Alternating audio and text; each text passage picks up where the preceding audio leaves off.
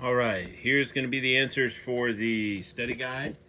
Just make sure you comment that you watch below, and then your test will be on Monday. So let's go through these and check your answers. Now, the first ones, you're just naming them by their angles and their sides. So this first one is a right triangle. That's by its angles, and none of the sides are the same, so it's a right scalene. Okay.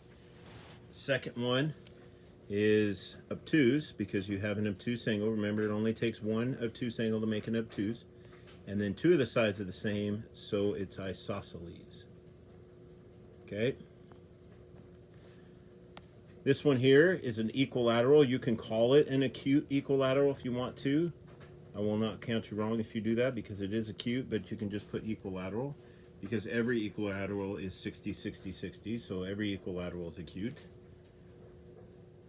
Okay, this one is also acute,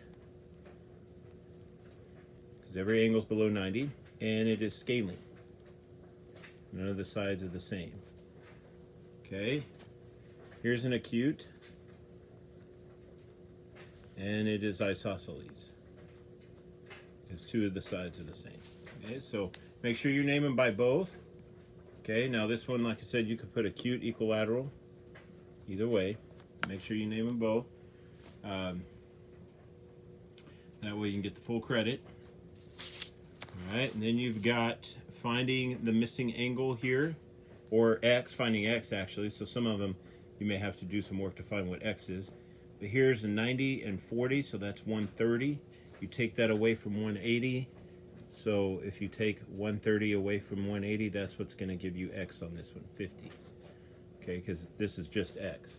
Here, okay, so you have to do an extra thing. This is 120, so you take that away from that, and that's what the angle is, but you got to solve for x. So you got to set this up as 2x equals 60. Now, another way you could have done it is 2x plus 60 is 180. You still would have added those and got 120, moved them over to here, and subtracted them, and still would have ended up with 2x equals 60. So either route that you take, you should end up with that 2x equals 60.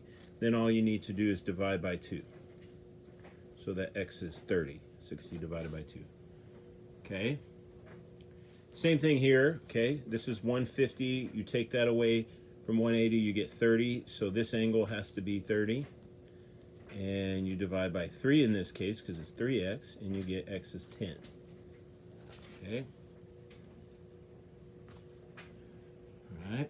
And I got this 30. Remember, from adding these, 150, taking that away from 180, and you get 30. Okay, here you need to do one extra thing. That's a vertical angle, so that's 80.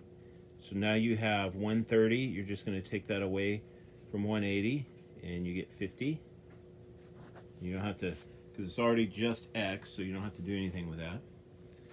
This one is, you have to do a linear pair. And so this is 130, because this forms a straight line, so it's 180. And now add these together, you get 150. Okay, you take that away from 180, and you're left with 30. But this isn't just plain x, it's 2x. So you got to say 2x equals 30, and then divide by 2 to solve for x. So x is 15. Okay. So use that 180 to solve those. Now you've got the Pythagorean theorem, and these first three, you're just plugging those in to see if they are right triangles, if they fit into the Pythagorean theorem, if they come out correct. So remember, your longest side is always your hypotenuse. So you have to set this one up as 12 squared plus 16 squared should equal 20 squared. So let's do that. 12 squared is 144. 16 squared should be, I believe, let's see, somewhere at 256 or something. Yeah, 256. Okay.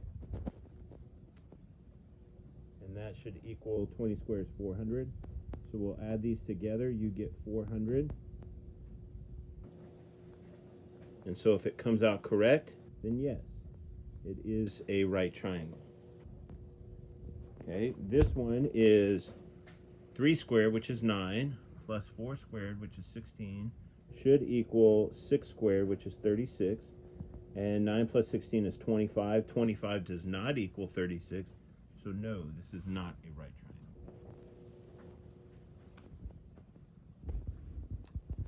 Okay, these you're finding the missing side.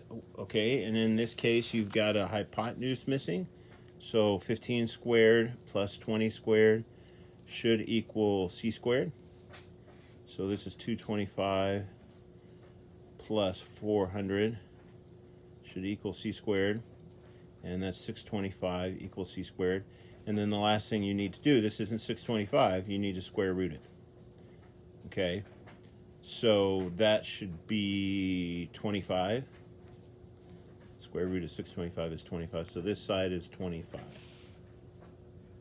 Okay, this one I don't think comes out even, so we may have to use the calculator. 5 squared plus 8 squared, but it's still the hypotenuse that's missing. So 25 plus 64, and that's 89. So yeah, that's not going to be a perfect square. So let's put it in the calculator. I get it to turn. So 89, and then square root, which is 9.4, rounded to the nearest tenth. Okay, 9.4. So this length is 9.4. And then on this one, you're missing a leg here, not a hypotenuse. So you could do 9 squared plus b squared equals 15 squared. So 81 plus b squared equals 225. You subtract 81. Okay, and you get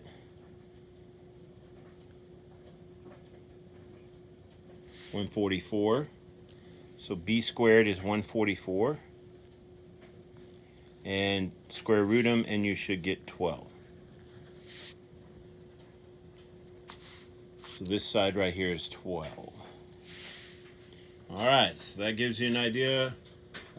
Combines naming the angles, or naming the triangles by its angles and sides, solving for the missing angle, but you may have to solve for x. Go the extra step and solve for x.